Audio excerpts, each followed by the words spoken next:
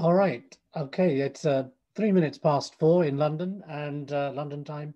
And I would just like to say a very warm welcome to everyone who's joined us from wherever you are um, for our second series of the global webinars on the international system of power. And as before, we are trying effectively to discuss some of the biggest, most interesting questions in our field, international relations, international politics, world politics, from a diverse range of perspectives, diverse voices, approaches, and ways of understanding. And I guess we're inspired by the hope that we are democratizing debate and knowledge exchange.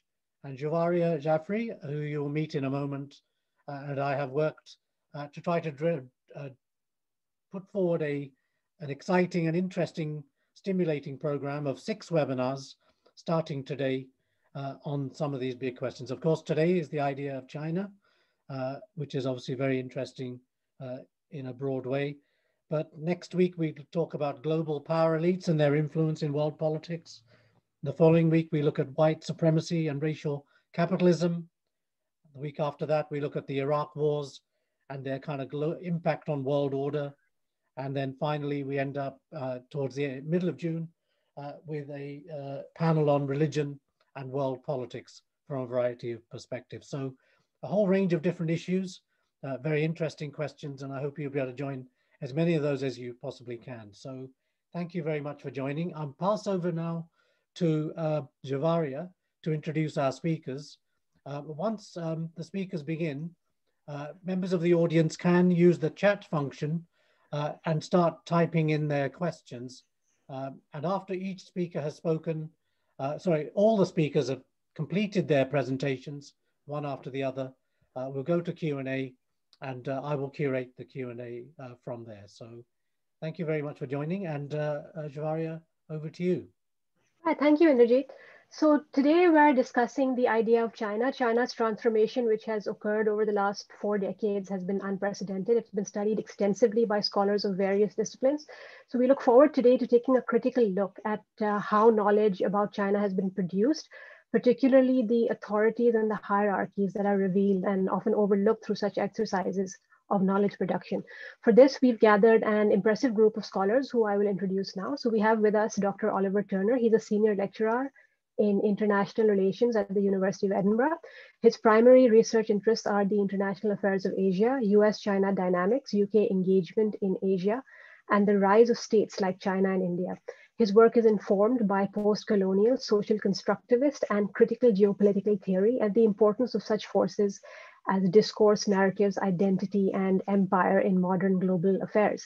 Dr. Turner has a PhD in international relations from the University of Manchester, where he was subsequently employed as a Halsworth Research Fellow. He is associate editor of the British Journal of Politics and International Relations. He has also acted as convener and co-convener of VISA's US Foreign Policy Working Group. He's a former visiting research fellow as well at the Swedish Institute of International Affairs. His recent publications include a co-edited volume with Professor Inderjeet Parmar, which is The United States in the Indo-Pacific, Obama's Legacy and the Trump Transition. He is also the author of American Images of China, Identity, Power, Policy.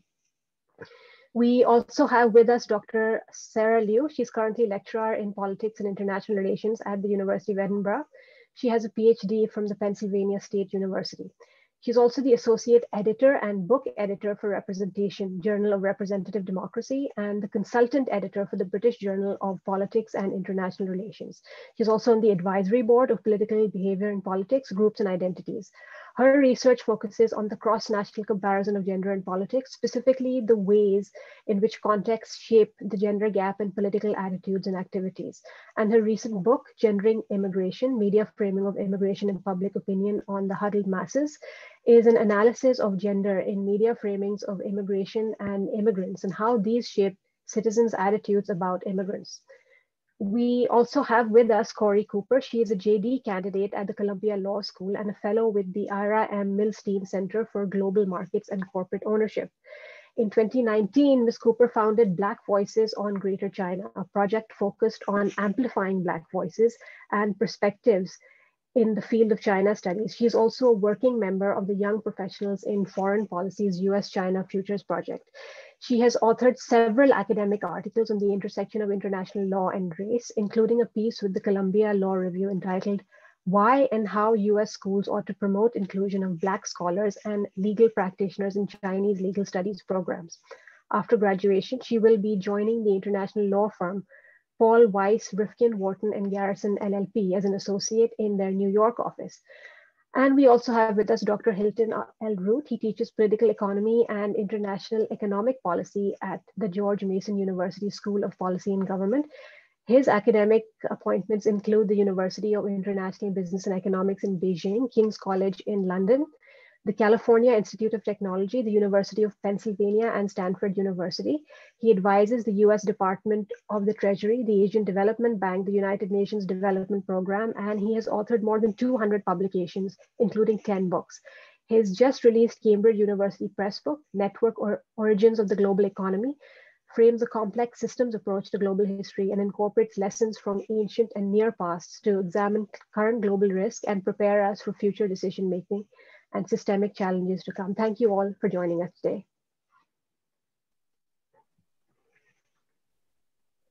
Okay, so I think Oliver is due to go first. So Oliver, do you want to make a start, please?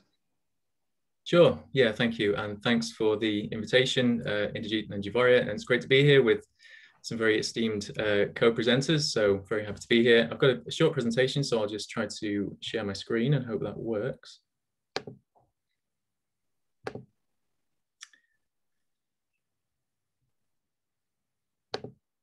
So hopefully everyone can see that. Let me know if not. So my talk for about the next 15 minutes is entitled Constructing China, a Short History of the Present. Just to say, you know, at the beginning, I think it's a perfect time to be discussing the idea of China, mostly because, you know, at the moment we talk a lot about the return of great power politics with China at the center of those debates. Of course, we also talk about the United States in there, India, the EU, and a few others as sort of forming this kind of re-emergence of a multipolar or even a bipolar international system defined by a few regional hegemons, where the conversation, you know, is increasingly framed by the idea of physical competition and material power. So, you know, for example, we hear a lot more about the so-called Thucydides trap at the moment. The notion that the United States and China in particular are destined for war, or that great power war is at least far more likely now because history seemingly tells us that the rise of one power necessarily makes the established power nervous as the capability gap between them narrows. So, you know, there's some sense to this, I think, these kind of conversations about material power and physical power. And US-China relations, of course, are certainly on a fairly long-term trajectory of deteriorating relations. But I think it's a mistake just to frame modern day US-China relations in particular entirely by this logic of great power politics and to explain the mistrust and tension that we see between them simply as a kind of byproduct of great power dynamics. And actually, I would argue that that relationship, as well as China's relations with the wider West, are to a significant extent the product of very powerful and persuasive ideas. And a lot of these ideas we can actually trace through history. So sometimes these ideas are so ingrained that they're almost unconsciously reproduced in the modern day. So today I think we've got certain ideas about China in terms of perceptions, assumptions, discourses, and so on, which I would argue play a really important role in how the West formulates its China policies. And I think it's really important to be aware of those ideas, if only to practice some kind of self-reflection about the position from which we view China. So for the next 15 minutes or so, I'll talk about three key ideas that I would argue are especially prominent and enduring about China through history and which survive today, especially perhaps in the United States, although there's inevitably, you know, variation between Western countries. It's not all the same place, and different Western countries have different histories and different dynamics with China. So the caveat here, I guess, is that I'm speaking in quite broad brush terms. So the first of these ideas that I'd like to talk about, and some of these, by the way, come back to a book that was mentioned at the beginning that I published a few years ago. So I've been kind of thinking about these ideas on and off for some time. And the first one is what I would call opportunity China. And I would argue this has been a very prominent idea about China in the West for some time. The so-called myth of the China market historically attracted traders to China from all over the world. They had visions of becoming rich by tapping into China's large population of potential consumers.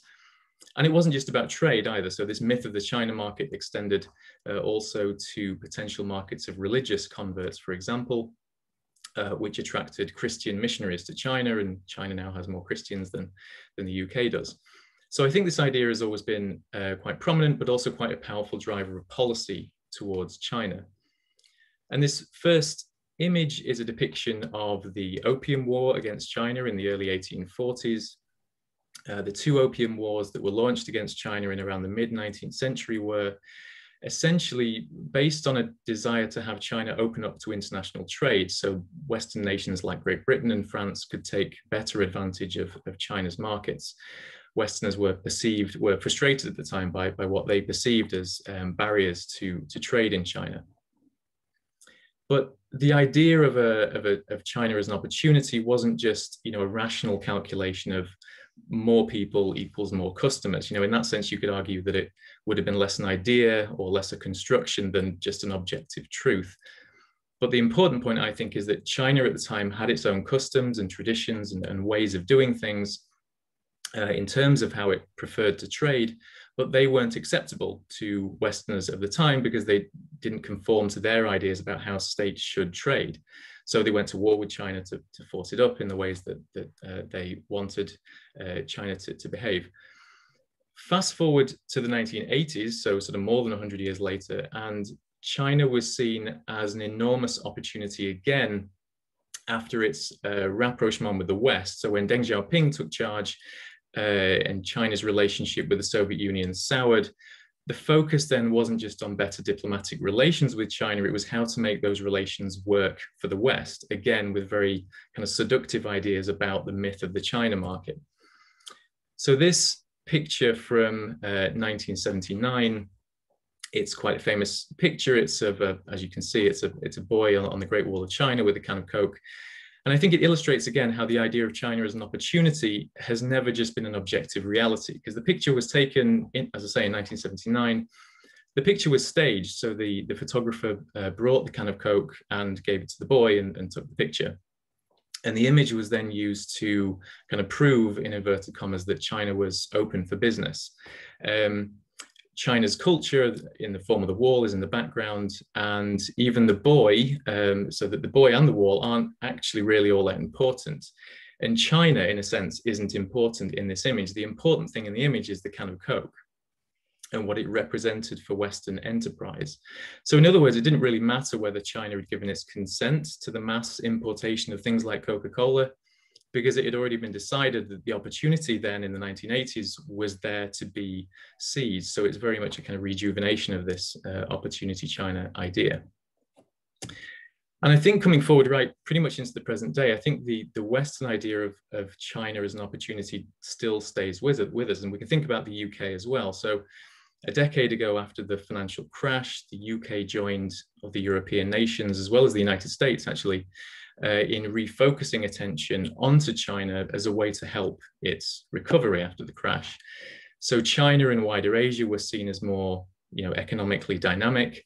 And so policy shifted towards increasing the China trade. That's a photo of David Cameron and Xi Jinping having a quite an awkward pint in a British pub. And that kind of drive was packaged here as the golden era of UK-China relations, and the emphasis was very much on opportunities for British businesses, as well as attracting investment opportunities from China. But all this was done without really very much consideration for potential problems down the road, problems, in fact, that we could argue to be seeing today. And the British government at the time, I think, was very much kind of blinded by these dazzling lights of opportunity China. The question really was, what economic benefits can we gain from China, and not much else. There wasn't really all that much thought put into this golden era. So the assumption of potentially a lot, that's what we can gain from China, seemed to have been kind of instantly reached without really very much of a kind of a thorough consideration. And I think China's entry into the World Trade Organization in 2001 is another example. It was built on similar ideas at the time. I think the belief was that China had enormous amounts to offer WTO, the world, through WTO membership. And of course, that was true to some degree, China does. But I think the vision and the construction of a particular China, which, you know, sort of fitted perfectly with the WTO, which would kind of give other members exactly what they wanted with very little cost to themselves, was the most prominent image at the time. And that at its core really is a repetition of the ideas that we saw even in the 19th century, minus the conflict, of course, as well as in the 1980s. So we still have these kind of enduring appeals of this centuries-old belief in the myth of the China market, which has always been, you know, a myth in the sense that I think it says as much about the West as it does actually about China. The second of these images that I'd like to talk about, or ideas, is Uncivilized China. And this has also been very prominent, I would argue, through history. And though it's evolved over time, I'd say it's remained relatively stable. It's quite recognizable in its core form, as it always has been. So in the 18th and 19th centuries, China, you know, if we sort of go back again, you know, a few hundred years, China was seen in the West as quite anachronistic, with outdated customs, cultures, even things like its food and religion. It's also true to say, of course, that ideas in China about the West were very similar, that, you know, the West was full of barbarians, and you know, the outside world was not as civilized as China. So in many respects, this was a two-way street. I suppose every culture likes to think of itself as superior. But the idea that China should join the civilized world was a very prominent one around this time. And in fact, it overlapped quite strongly with Opportunity China to justify the Opium Wars at the time. And the unequal treaties that were imposed on China afterwards, around the time of the Opium Wars, were designed to make China conform more closely with the Western civilized, so-called civilized ideals of trade, politics, and so on. So this is another kind of famous, quite famous image. This was from around the turn of the 20th century. It depicts the so-called civilized powers carving up China, taking a piece for themselves, with China depicted in the background in clearly, obviously, quite overtly racist terms. But essentially, China is the uncivilized entity there, sort of unable to do anything, while the sort of more organized, civilized powers take what they wanted. And throughout history, we've seen these notions of civilization play out at times, in particular when China has experienced revolutions and mass movements. This is really when they've been most prominent. So during China's Taiping Rebellion, for example, in the 1850s, as well as during its revolution in 1912, which overthrew the last of China's imperial dynasties, there were Western hopes at the time that China was finally embracing, you know, modern Western democratic values. That's how these movements were interpreted in the West. And these movements were certainly reformist, but never completely in the ways hoped for in the West. So the West has often ended up disappointed, sort of deciding that China was doing a certain thing. And then, of course, when it didn't do that thing, the West would declare that China was still kind of lacking these standards of civilization, and was still, therefore, in some way at least, beneath them. And the same thing happened, again, if we fast forward, the same, or at least a very similar thing happened in 1989 with the Tiananmen Square protests. So at the time, it was quite mistakenly assumed then that what the protesters mainly wanted was Western-style democracy and capitalism. And the media framed it that way, largely at the time, because it was good for ratings. It was what Americans and other Westerners basically wanted to hear. That they wanted to hear that China had sort of finally seen sense and was coming around and was moving towards democracy. But it wasn't as simple as that. I mean, there was elements of that, but it wasn't as simple as that. You know, the protests were as much about ending corruption as they were about establishing full democracy. That the protesters had mixed demands, and they were far more to do with domestic politics than they were about China's place in the world. But of course, that was a less interesting story in the West. I heard a quote, read a quote years ago from a journalist at the time who was there, and he said that he was told explicitly to put a "Made in the USA" stamp on the coverage of the protests by his sort of bosses back home, because it was getting the rating, that was getting the ratings that they wanted. And of course, the violence that was brought down by the Chinese government when they ended the protests was horrifying, of course, and completely unjustified. But it doesn't change the fact that what the West wanted were unrealistic. They wanted unrealistic expectations to be realized, which mirrored itself and its own standards of civilization. You could argue the New York Times, I'm sure some people know, ran a famous headline at the time, "The Butchers of Beijing," after the government clamped down on the protests, which kind of sums up the views of the day. And today, I would argue that this notion of an uncivilized China, even though we don't explicitly use that kind of language anymore, very rarely at least, it still kind of survives in a way that we see China as somehow standing outside the family of civilized nations.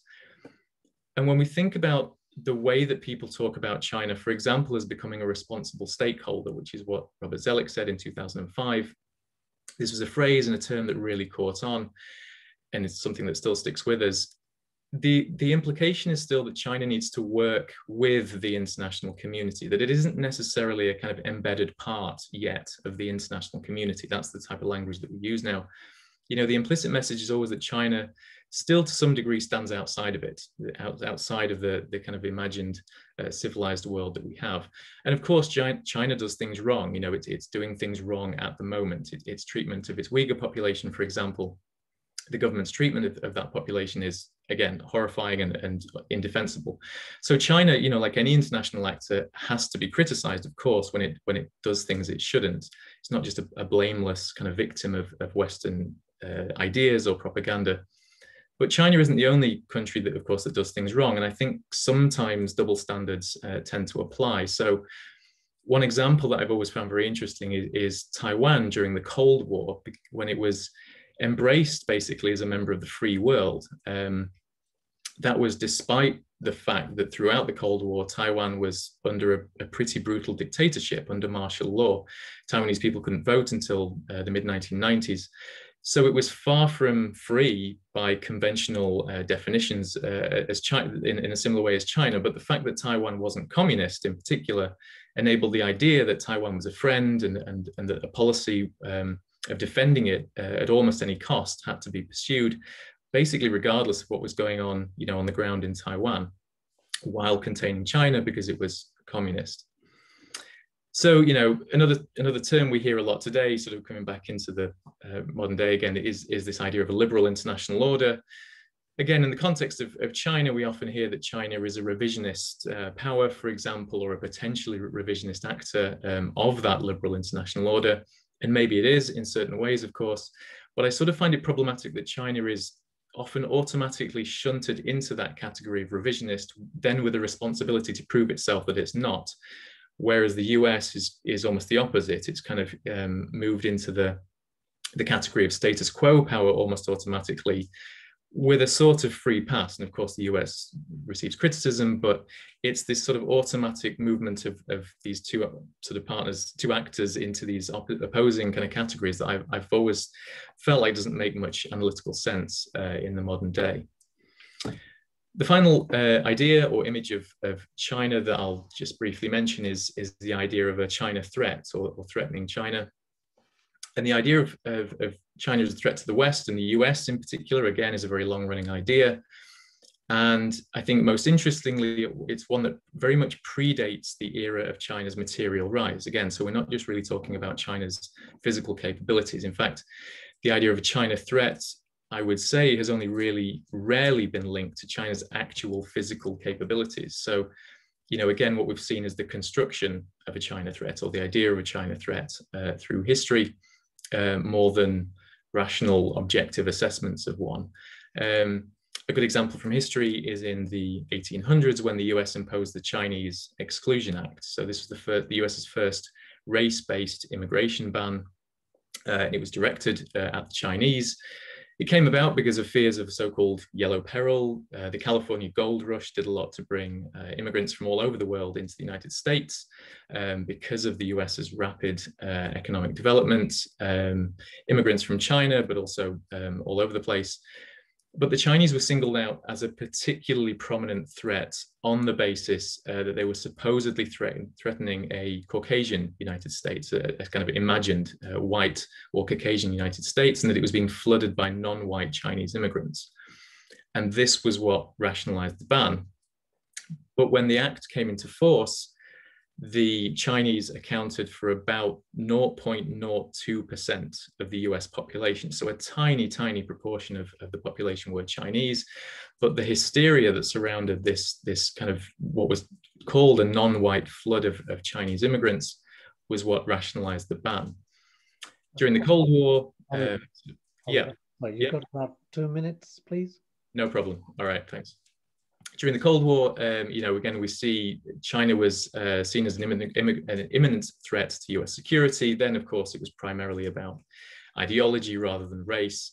But again, we sort of saw this threat emerge. And this was despite the fact that in 1949, the US State Department pretty explicitly wrote China off as a physical threat. So in 1949, just before the Communist Revolution, the State Department said that China was unlikely to threaten the US within the next generation or more. So it did some kind of physical assessment of China and said it won't harm us. As soon as China became communist, very shortly afterwards, it was then seen as a very imminent threat. So it wasn't China's capabilities; it was this idea that China, threatened American democracy, which is what really drove kind of images of Cold War images of the China threat. And today, as I mentioned at the beginning, we're hearing more and more about the China threat in various domains. And of course, a big difference now is that China actually has far more capabilities than it has done in the past. So we could argue that China is simply a threat because it clearly has the capacity to cause harm today. And in some ways, that's true.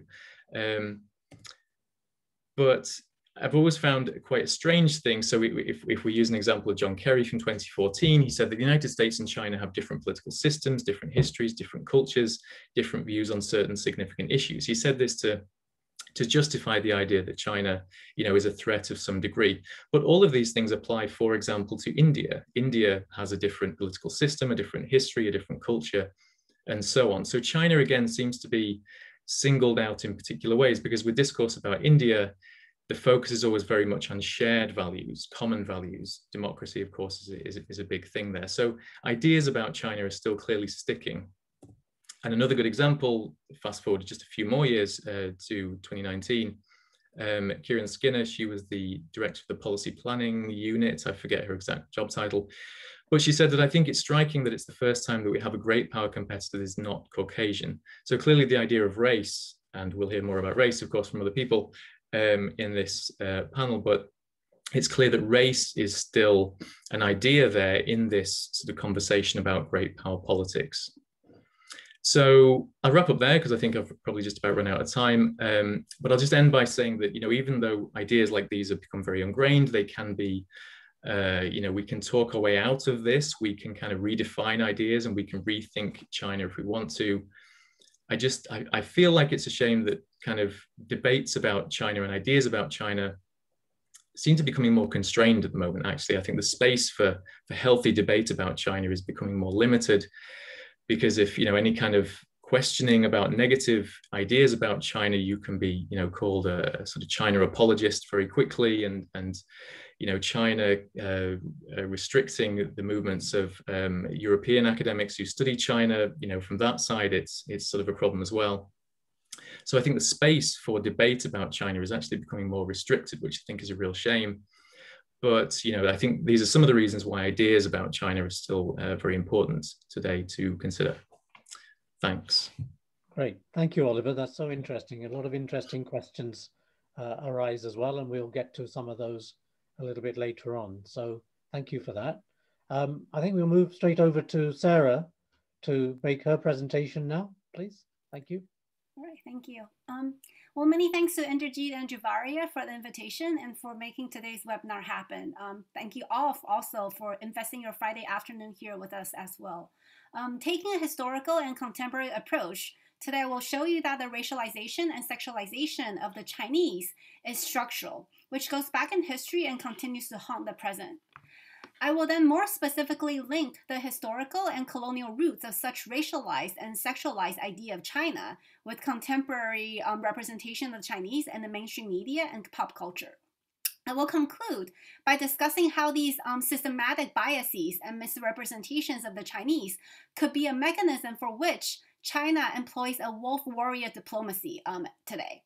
So to begin, the Chinese, along with other East Asians, have been called yellow, a term that was created in the first place to justify the colonial relation of dominance and subordinance and exploitation of the yellow people in the East. There has always been this Western imagination of the yellow people being backwards, cunning, weak, and uncivilized, which is what we saw in Oliver's talk earlier. And these were characteristics of the yellow people, which were assigned by the West to justify their colonial acts. In the 19th century, Britain, through the use of opium, which they smuggled into the country, created a mass addiction of where 12 million Chinese people became addicted. The weakened China lost both wars and had to grant special rights to the Western colonial powers.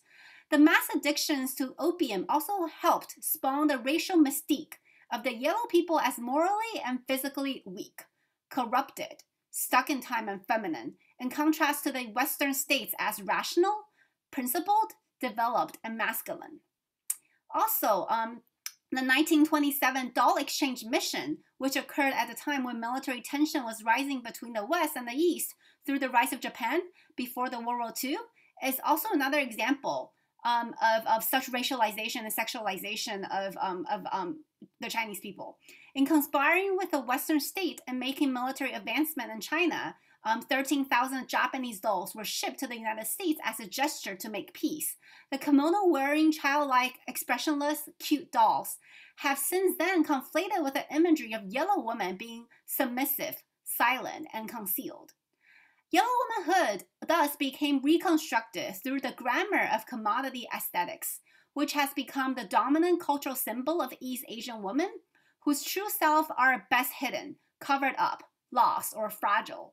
Her sole purpose to be an object of adoration and comfort, just like the purpose that the doll was supposed to serve, an object of peace offering.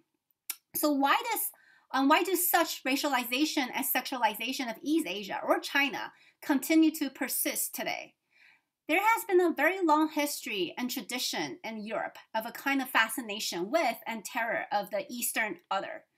In the film, for example, Tomorrow Never Dies, Michelle Yeoh plays a Chinese secret agent in which we get a more nuanced and less sexualized portrayal of the Chinese woman. She partly wins equality to James Bond with her brains and martial arts talent. Her Chineseness, however, is marked by the high-collar evening gown which she wears attending the evil media moguls party, which doesn't seem quite a fit in Western-style party. And more recently, we also see the Chinese spy in the film Interview, who is hyperly sexualized, and her sole purpose is to seduce these people to break into North Korea. And because the West often group all Asian women together, regardless of their countries of origin, treating them as one homogeneous group, mainstream media and pop culture have almost always hypersexualized the Chinese or East Asians. These objectifications of yellow women are also not unusual and can be made by those who consider themselves feminist and progressive. To give an example, in Amy Schumer's act, Mostly Sexy Stuff, one of Comedy Central's most watched stand-up routines of 2012, Amy Schumer has a list of all the reasons why she cannot contend with Asian women. She says Asian women are good at math. She says Asian women have naturally silky hair. Asian women cover their mouths modestly when they laugh because we know that men hate when women speak. But triumphing all of those things on her list is that Asian women have the smallest vagina in the game. So the Asian chick joke, Amy Schumer, creator and star of the Comedy Central's Inside Amy Schumer, makes merely echoes already hackened stereotypes of Asian female anatomy. And such idea of yellow woman is also linked to what goes on in the world today. Recently, 6 Asian women were killed in Atlanta, and the suspect, a white man, reportedly told investigators that he had a sexual addiction and viewed their massage parlor as a temptation that he wanted to eliminate. I'm using my air quotes here for those of you who are just who are not watching. So people condemned it as a shocking act of violence. They wonder how such a twisted worldview came to be. But for Asian women, whether it's growing accustomed to negative portrayals of themselves in the media or stomaching offhand comments from friends and strangers alike, know that Robert Aaron Long's words were hardly new. And according to experts, the ingrained imagery of Asian women as sexual objects can also easily spill over into tragedy, which is what we see today. Yellow women are objectified. So if yellow women are thought of as prostitutes and sex workers, then they are objects to be purchased, to be had, but not subject to know and respect and understand. If you are there for one purpose and one purpose alone. So this conception of Asian women did not emerge out of nowhere. Instead, it has been continually established and re-established throughout the history of the United States, to give an example.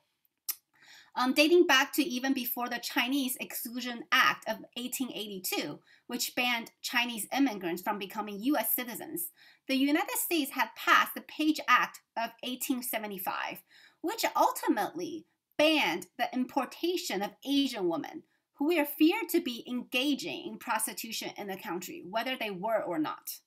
So with the Asian woman, there's this construction of being for others and being for the white men, usually that were in these drawings and films and other cultural materials that really extends to the way that we are capable of giving voice to the dumb man who says that he was sexually, quote unquote, sexually addicted to the temptations that these Asian workers in Atlanta offered. At the same time, there was also the beginning of mass circulation of Chinese women in place. For example, the Good Woman of Sichuan in the 1880s. Such cultural productions were occurring at the time of Asian encounters with the West and Western invasions of Asia. Yellow women were characterized as potentially carrying sexual diseases. They were also characterized as being temptations for white men. In this way, the country's first ever restrictive federal immigration law cemented a double-edged trope of Asian women, not only as prostitutes, but also as forever foreigners, incompatible with America itself. So from the get-go, yellow women have always been seen as temptresses and sexual objects. Therefore, it is not surprising for us to see that such colonialization, perhaps such in just a different way of shape or form from that in the last century, still exists in today's world. So what does all of this have to do with the way China has developed its relations with the rest of the world, especially in present day? Well, under the Chinese Communist Party chair, Xi Jinping's leadership, wolf warrior diplomacy, which describes an aggressive style of diplomacy, was adopted by Chinese diplomats. In contrast to prior Chinese diplomatic practices that had emphasized the avoidance of controversy and the use of cooperative rhetoric under Deng Xiaoping, wolf warrior diplomacy is confrontational and combative, with its proponents loudly denouncing any criticism of China on social media and in interviews. Wolf warrior diplomacy is characterized by Chinese diplomats' use of confrontational rhetoric, as well as diplomats' increased willingness to rebuff criticism of China and court controversy in interviews and on social media. Wolf warrior diplomacy is evidenced not only in combative words, but aggressive actions. For example, in April last year, a Chinese Coast Guard ship allegedly sank a Vietnamese fishing trawler near Paracel Island. When Vietnam protested, the Chinese Foreign Ministry responded by saying Vietnam's claims to be the area are, quote, illegal, unquote. So wolf warrior diplomacy happens both virtually as well as physically, and it's a departure from former Chinese foreign policy, which focused on working behind the scenes, avoiding controversy, and favoring a rhetoric of international cooperation, exemplified by the maxim that China must hide its strength in international diplomacy. This change reflects a large change in how the Chinese government and the CCP relate and interact with the larger world. Efforts aimed at incorporating the Chinese diaspora into China's foreign policy have also intensified with an emphasis placed on ethnic loyalty over national loyalty. Wolf warrior diplomacy began to emerge in 2017, although components of it had already been incorporated into Chinese diplomacy before then. An assertive diplomatic push resembling wolf warrior diplomacy was also noted following the 2008 financial crisis. The emergence of wolf warrior diplomacy has been tied to Xi Jinping's political ambitions, such as well as perceived anti-China hostility from the West amongst Chinese government officials. And they argue that Xi has adopted such aggressive strategy because possibly for the first time in history, China has economic standing to collaborate and converse with other leading nations in the world. For the first time in history, the Chinese perhaps feel like they shouldn't be seen as weak and uncivilized, which is how they were seen when they were colonized. And for the first time in history, they perhaps realize that they have the power or the standing to stop themselves from being racialized and sexualized. The Chinese Communist Party is performing a regime legitimacy justification pivot. Since the outset of Deng Xiaoping era in the late 1970s, the CCP derived its legitimacy from swiftly bolstering the Chinese standard of living, particularly in the economic sector. In recent years, however, this position has proved untenable as the 2008 financial crisis, the US trade war, and the COVID-19 battered the PRC's gross domestic product growth rate from close to 10% over the past years to just down to 1% last year. And likewise, other domestic government fumblings and censorship, social policies, human rights, and legal affairs have compelled legitimacy to be an overriding issue above other party goals. Indeed, Xi Jinping has said, quote, "If we cannot solve domestic problems and let them get worse, the people will not trust and support us," end quote. Therefore, with a rising lack of social cohesion, basing legitimacy off obtaining nationalist goals internationally has proven to be powerful legitimacy ideology. And Xi Jinping's foreign policy writ large perceived anti-China hostility from the West among the Chinese government officials and shifts within the Chinese diplomatic bureaucracy have been cited as factors leading to the emergence of such wolf diplomacy. Wolf warrior diplomacy emancipates from propagated anti-Western nationalism tied to China's rising power. One way to carry out the anti-Western nationalist discourse is to question the double standards China faces. For example, over this last summer, as protests over race and policing erupted in the United States, China's diplomats and state media joined their Russian and Iranian counterparts in framing the United States government's heavy-handed responses as hypocritical to Black Lives Matter. Beijing's diplomats, typically loath to weigh in on social and political rights issues in other countries, use Black Lives Matter, George Floyd, and I Can't Breathe hashtags more than 250 times after the killing of George Floyd. In the weeks and months after his death, official Chinese accounts repeatedly accused the United States of applying double standards, most notably in relation to its support for protesters in Hong Kong. This perhaps is the first time that Beijing messaged assertively on an issue that did not directly bear on China's geopolitical interests.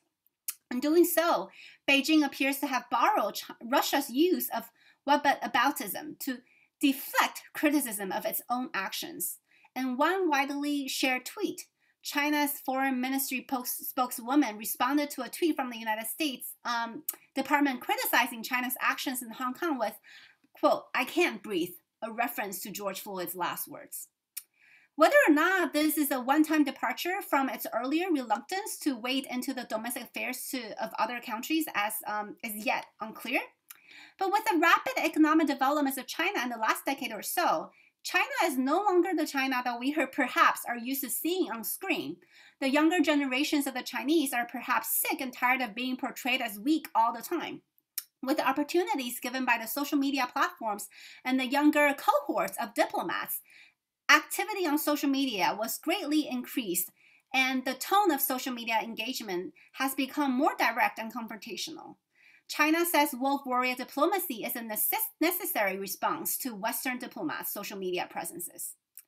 However, with the way that Chinese people have been racialized and sexualized, I also argue that the wolf warrior diplomacy is tactically used by the CCP to draw the attention and support of the Chinese people from within China rather than those outside of China.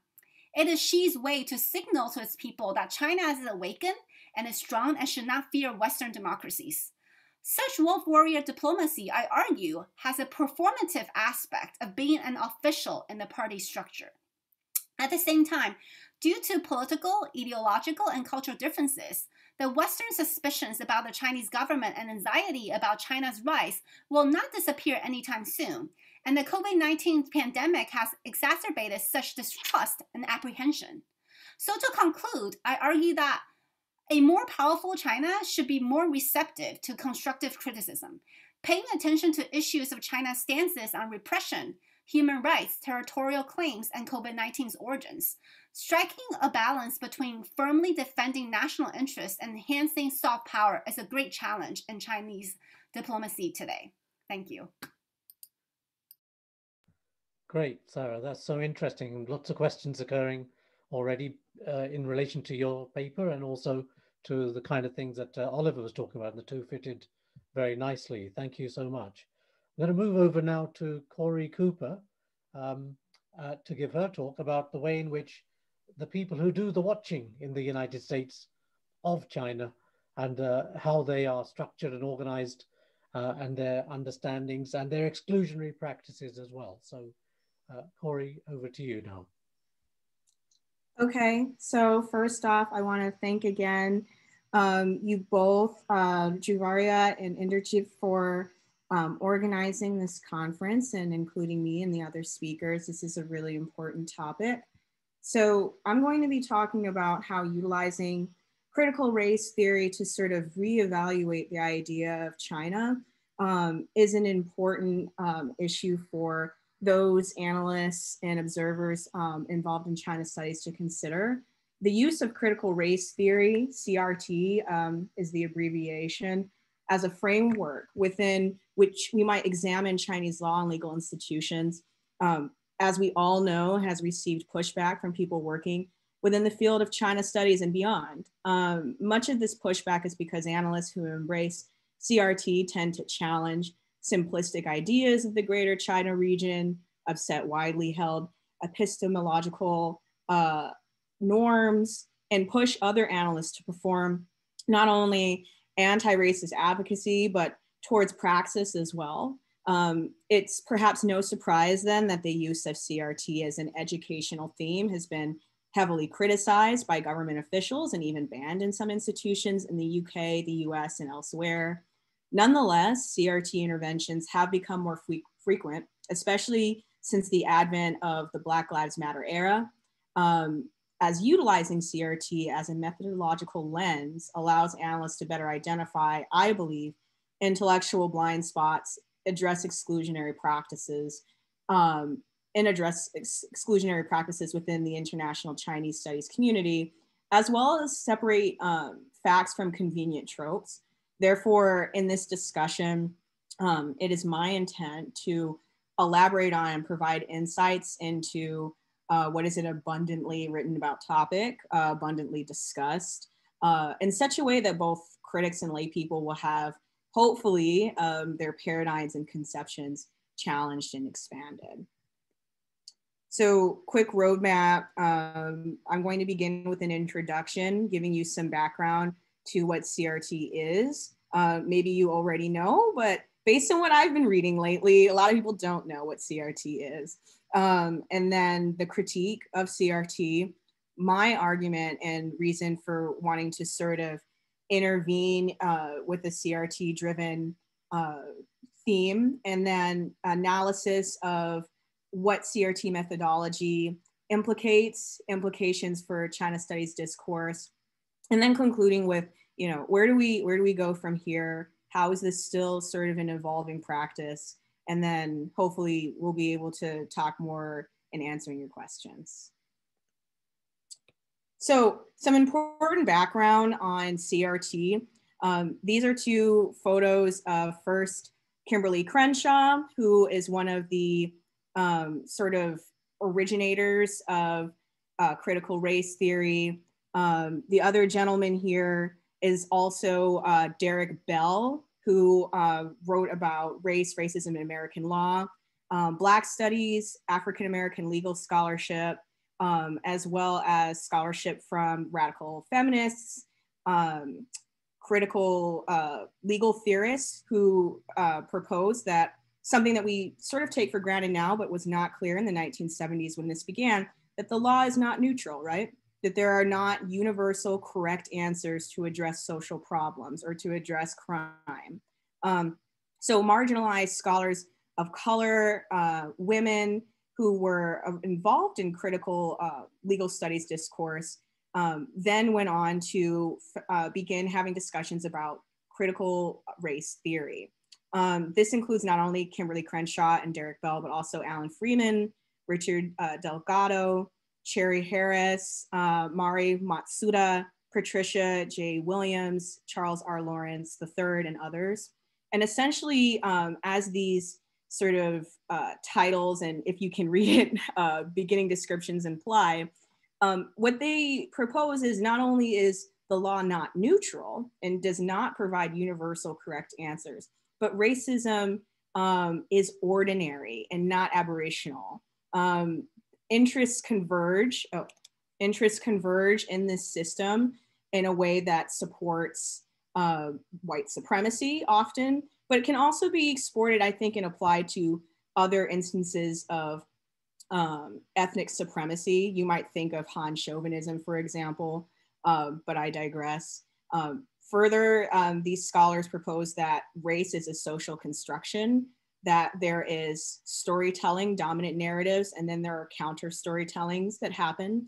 And they also expose the notion that, you know, white people have been recipients of civil rights legislation as well. And Kimberly Crenshaw's scholarship, she points out that contrary to popular belief at the time, white women have actually been the chief recipients of affirmative action, not Black people, when it comes to access to higher education. So the CRT account from the perspective of those within the movement, you could say, presents a more inclusive and expansive picture of what happens when it comes to legal studies, but also more broadly in society. So we're talking about both systemic and cultural racism, systemic and cultural institutions. In discussing these practices and infrastructures related to the legal field, they've also drawn upon a range of scholarship that suggests that the American legal regime, and I would say you can extrapolate this, of course, to other countries and contexts, which is why I'm bringing this up today, is flawed, inadequate, hegemonic, and overreaching. In analyzing these issues, scholars such as Gayatri Spivak, Franz Fanon, Edward Said, they analyze the underlying problem, pointing out that racism is a significant point for all of these issues and is deeply embedded in the law. This is also relevant to any discussion, I believe, of China scholarship, China reporting, China, sort of policy, both from within and without, because international law has also entered a turbulent era, because international legal scholars are wrestling with similar accusations, some defending the traditional neoliberal order and others proposing radical changes. So with this in mind, the practice of international law or in examining Chinese legal institutions and law, we have to look at it as needing to be more intersectional and interdisciplinary in order to redistribute the allocation of power we give to certain perspectives. This is something that I will expand upon as I continue on. So criticism, I think that it's important to highlight what people are saying from across political spectrums, across ethnic backgrounds in response to CRT, which I believe has not really reached its full zenith in terms of being developed as a taught theory. In fact, it's kind of still in its infancy before people began to say, this is too divisive, this is not how I view the world. And so even though it has sort of resurged in public awareness, the same sort of attacks, critiques, dismissals exist. So I have, one picture of a Telegraph article where someone is saying that, as I just said, we shouldn't teach critical race theory in schools because it teaches people of color, Black children specifically, to see themselves as victims, and it's divisive. Another image that was actually quite surprising is very recently in February of 2021, the oldest Chinese American Association in Greater New York said that critical race theory is a hateful fraud. They mentioned specifically the 1619 Project, published with the New York Times, that essentially discusses how the legacy of slavery is important to consider in US history. It says that hate groups with allies in politics, the press, and education pass CRT off as anti-racism and diversity, equity, and inclusion, but CRT is exactly the opposite. From its very roots, CRT is racist, repressive, discriminatory, and divisive. I can't help but think that they have not read the 1619 Project, whoever authored this letter, but all things are possible. I could be wrong.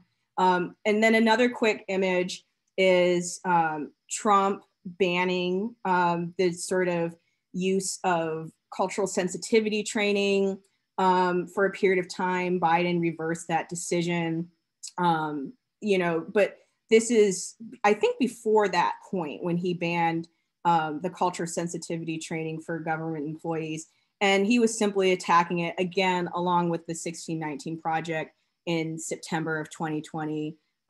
He and other Republicans in Congress in the US have repeatedly said that, those who believe that the US still struggles with its legacy of slavery must not love America, and that they're wrong.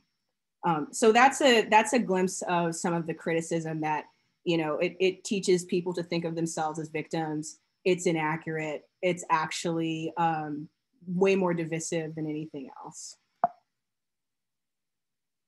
So my argument, my response to all of this is that, there is this accusation that's been lobbed at Black Lives Matter, people who use the language of wokeness and so on, that, these are initiatives within the Chinese studies space. These are initiatives that the Chinese state affiliated media outlets and some wolf warrior government officials, as Sarah pointed out in her presentation, have co-opted or even have been leading in the US, and therefore,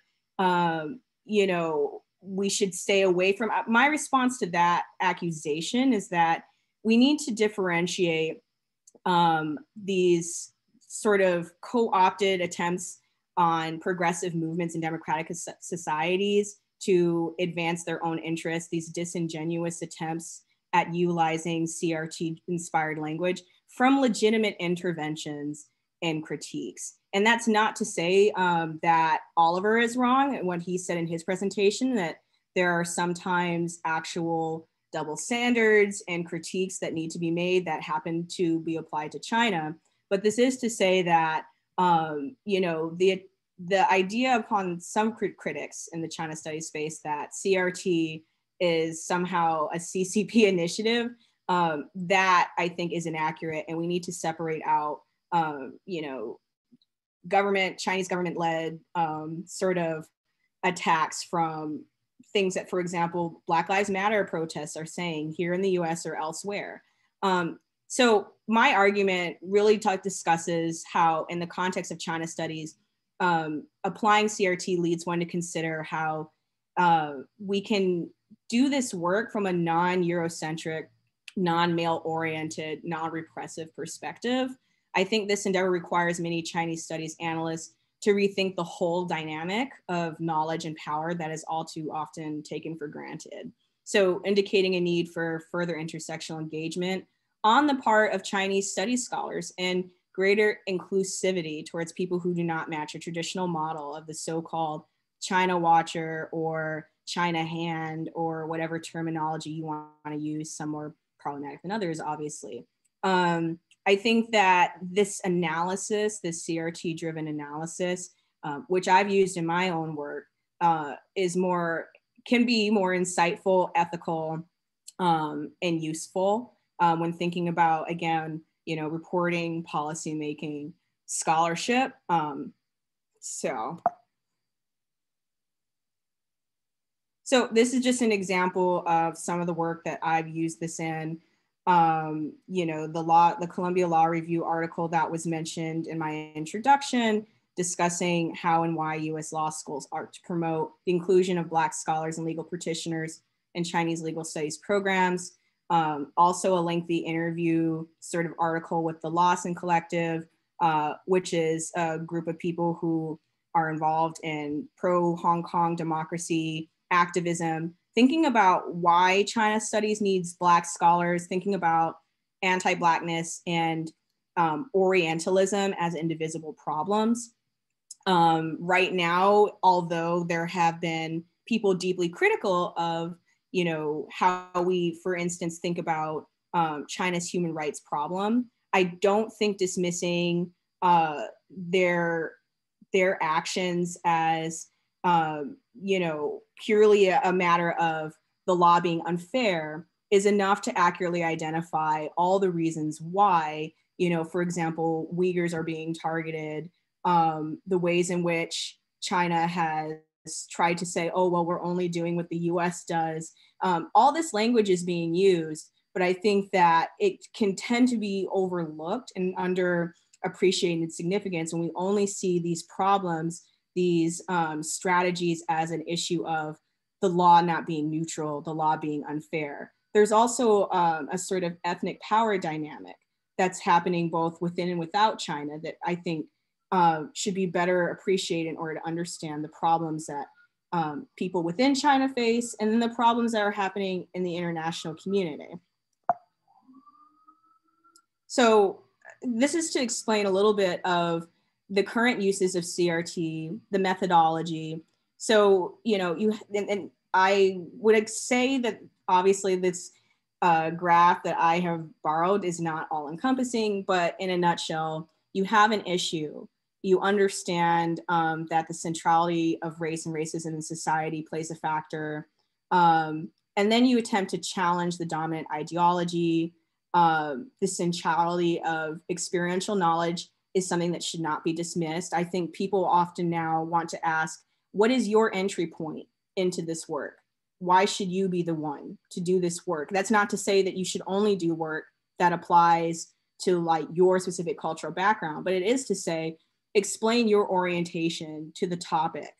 I think that encourages a certain level of academic honesty, especially when you have a situation in which most China watchers or China hands or whatever are not people who you would say are necessarily like culturally involved or identify with the group of people that they are studying. And this is true of any study. So if you went to a Black studies professor, you would also want to know what is your entry point into this subject so that I can better understand what your perspective is. And then also the interdisciplinary perspective. So evaluating like a greater range of voices in the field, not just, I would say, like the typical citations, the typical names that everyone kind of goes back to. I mean, we see this happen with panels, right? Like that's the reason why I started Black Voices on Greater China, is to diversify the China panels that you see, because the same names will keep coming up over and over. And then lastly, a commitment to social justice. This is the praxis part. So, you're not just a scholar engaged in advocacy or research. You're also a scholar who does something, who, I don't know, changes your syllabi, teaches in a different way, or engages with students in a different way, or, writes amicus briefs if you're a law professor. something of that nature. And so all of these are components to a CRT analyzed issue. And then just to talk a little bit more about methodology here. This is a response by one of the scholars I mentioned, Mari Matsuda, to the letter from the Chinese Alliance group that I mentioned in my critique slide. And the key parts here I just wanted to pull out is she's explaining again what CRT involves, trying to kind of separate out what's true and what's not about what CRT is. And so she said, this, contrary to the experience of being the Asian in the room that had to bring our issues to the fore, we were part of an intellectual community in which Black participants understood that racism against Asian Americans was part of the legacy of US white supremacy. It was Kimberly Crenshaw who first brought up at the Wisconsin meeting the issue of particular forms of racialized misogyny deployed against Asian American women through media imagery. This is something that Sarah was talking about in her presentation. This is something that's very timely given, again, the resurgence of anti-Asian violence in the US, the continued anti-Black violence in the US, and, our failure to address it because, people do not want to talk about this legacy of racism, militarism, imperialism, and colonialism we have in the country. So she goes on to say she was one of the first scholars of any race to push for analysis of US immigration law and increasing Asian immigrant women's vulnerability to intimate partner violence. Intersectionality theory came out of this crucible with Asian women critical to the analysis. This was all back in the 80s. So I include this in the methodology sort of portion here because I just want to underline what CRT is asking scholars to do, how they're performing that work, and in reality, as opposed to sort of the, I think, muddy conceptions that people have about what CRT is for whatever reason. So implications for China studies discourse. I've already kind of talked about this to some extent, but just to underline a few things, I think that one of the things this implies, talking about this subject and what it requires, and if we're going to use this theory, the historical framework in which the field of modern Chinese studies has developed needs to be reevaluated. This implicates, how we conceive of our idea of China, which is the topic of this panel. It needs to be reframed by way of greatly revising syllabi, hiring practices, and teaching methods. There is great resistance against this among traditional scholars and at historically white institutions, which are many in the Western world in particular. However, it's not enough to merely recognize that there are problems with the status quo. Despite growing criticism of systematic and cultural racism, anti-Blackness, and the persistence of white supremacy as a global issue, this is a topic that I think China analysts have yet to largely address. If those who engage with human rights law at a higher level want to see their critiques of China's record retain legitimacy, they really must confront why and how instances of US exceptionalism persist. This is something that Oliver talked a lot about in his presentation. And I think that, again, this is not like whataboutism. This is not giving China a pass. This is about also, I think, saying, how will we address, our own human rights record, right? And that's also important. And then, although I share some analysts' frustration with inexact solutions and alternatives offered by critics of the status quo, and we see plenty of articles on both sides, I think, that are sometimes just, saying so-and-so is wrong, or I don't like this, and they don't tell you what you're supposed to do about it. I do think there is value in work that points out problems, even if those identifications are not accompanied by actual problem solving. So what do I mean by that? I guess an example is, we keep coming back to human rights, but it's because it's such a prominent topic in China's studies, pointing out that, human rights are based on a deeply rooted and widely appealing moral discourse that integrates, universal values of human dignity, human welfare, and freedom, but that we don't live up to those values much of the time. That in itself can be a disturbing realization, right? But I do think that we have to start with sort of coming to terms with things that don't fit, you know, the typical, I think the typical traditional idea among international legal scholars that, you know, that the framework is working, that the system is working. You start there, and then you can get to, you know, changing values, elaborating on how you reallocate power structures, you know, thinking about how to be dynamic in the law and in practice. And this process is iterative. It's based on cooperation. I think that, you know, international institutions, but also individuals and, you know, advocacy groups, all the part to play in this, but it's a polemic, it's a Hegelian thing. There are no simple answers. Kori, sorry, you probably got about 2 minutes left. Yeah, this is the last slide, don't worry. Thank you. So yeah, so this is like an evolving practice. And I just want to say that I think that so long as the account, which tends to sort of juxtapose CRT against, you know, people who just want to analyze the problem, or people who think that, oh, well, you know, this is a straightforward issue and, you know, race doesn't have to be a part of it. As long as we continue to create that juxtaposition, we're going to be missing something. And so some questions that remain, though, that we should wrestle with are like, how might authoritarian governments and white supremacist groups co-opting of CRT-inspired language serve to stifle civil and human rights advocacy and its impact?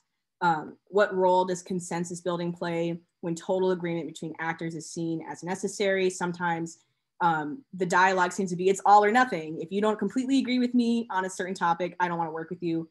How does that affect the iterative and long-term progress of social work? And then how does the language and debate surrounding cancel culture, wokeness, and call-out culture add to distract, nuance, or muddy our vision? To what extent is it important to examine these problems? And so with that, I'm really looking forward to all your questions. I apologize for going a little bit over time. No, thank you very much. That was really interesting. And again, as with the other presentations, really thought-provoking and quite challenging. And a number of questions arise, clearly, which hopefully some of the audience will ask, but I will certainly raise with you as well. But thank you, Kori, for that. That was interesting.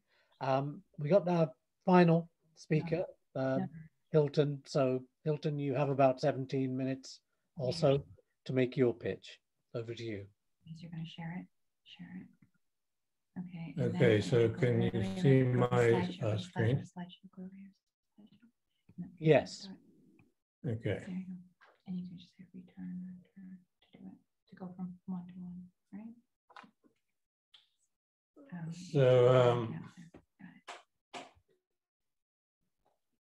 So I'm going to address the question, of whether China is a state, a nation, or civilization. This is a question that has had a lot of play in literature over the years. And I'm going to look at the cultural sources of Chinese longevity. So the material that I'm going to present comes primarily from my book, Network Origins of the Global Economy, East versus West in a Complex Systems Perspective. And this book was published by Cambridge University Press earlier during the pandemic year, so I haven't had a lot of opportunity to promote the book. So there are 3 questions that I'll try to address today. One, and so the book uses network science to offer new insights into current and recognizable patterns observed in historical political economy. One is why have Chinese regimes persistently trended towards authoritarian centralization? The second one is why, in its transition to the impersonal complexity of a modern economy, does China continue to rely on private markets and less on private markets and organizations and more on the state? And third, what structural features support the persistently low levels of pro-social trust and high levels of guanxi, which I'm sure is a term the audience is familiar with, relationship-based exchange. So I want to break this into 6 separate topic areas. The first one is the spread of connectivity and system topology. So here it's a theoretical view of how communities network into complexity. The second is a system level structure of social relations in Europe and China. So the book essentially compares China and the European model of social organization and hierarchy. Our shared institutions have in common. The fourth is the role of religion and ideology more generally. The fifth is network structure and its impact on innovation and regime longevity. And the 6th topic will be the role of trust in social activity. And then I'll have some conclusions from there. So I want to start out with the notion that, well, first, what I do in this book is I analyze the structure and function of the network design of historical regimes. And I try to build a theory for the development of societies and states from endogenous mechanisms of social change. So I use historical evidence to show how the network structures evolve. And obviously China and the West evolved independently, but they share a global property. This is a property known to network theorists as a small world property, a small world network, which means that any node in the network can be reached from any other node by a small number of steps. And so what we do is we look at the network topologies of the 2 systems and we try to understand how their structure and the structure of the linkages influences the formation of formal institutions, interpersonal trust, cultural norms, and moral protocols. So the first point I want to make with regard to networks is that most network analysis in political science and in economics is primarily the social network analysis of small graphs. And the connections that are pursued are basically the centrality of different nodes in the network. So what we are doing is we're shifting the focus to the large scale graph. Networks is connected to any other network with which they have a connection. And then we're going to make some generalizations about the properties of the large scale structure. So we begin with the proposition that long enduring civilizations, states, or societies are a universal class of systems. Their network structures comprise many different patterns of intersections, but the key is that there is some fundamental capability in the system by which all of the parts, the hamlets, the villages, the townships, can be connected. And in order for there to be some level of coordinated activity and some recognition of a common identity. So I mentioned that the property that is essential and links the Western and Chinese and distinguishes it from many other systems is that it's small world. So what does that mean? Well, to understand that, what I've done here is I've put up these diagrams of a large world network. And as you can see from these diagrams, the trajectory or the path length from any node to any other node is extremely laborious. It's very, very difficult to get to from one node to another. You have to pass through each and every other node. And there are large world networks can take many, many forms. I just depicted 3 rather randomly. But we can imagine that before there were states or nations, human communities were large world. And when they were large world, that would mean that most of the interactions within a community were based on homophily, which means the people in each community behave and resemble their own traditions and patterns of belief and patterns of behavior and codes of conduct, and these would be very different from one community to another.